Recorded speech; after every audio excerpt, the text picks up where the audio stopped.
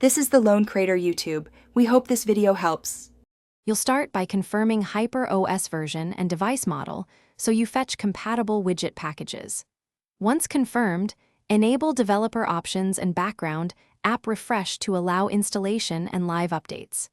Make sure to back up current widget configs by exporting the JSON or taking a snapshot. This protects you if an update breaks layouts. Now open the widget manager and set it to community mode so you can browse third-party libraries and begin the install flow. You'll pick verified widget packages or a trusted repository, prioritizing recent updates and clear changelogs.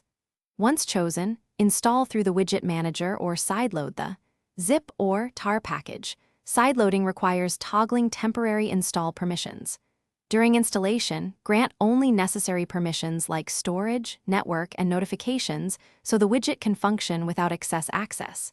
After integration, customize layout presets and bind data sources. This ensures you'll finalize by running full functionality tests. Confirm data feeds update, gestures respond, and animations are smooth across orientations.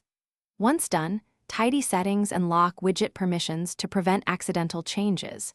If a widget fails to render or causes crashes, revert using your exported backup or snapshot immediately to restore stability.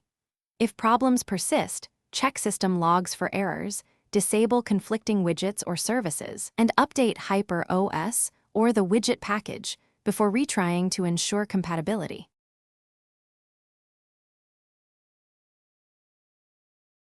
Thanks for watching. Consider subscribing if we helped you.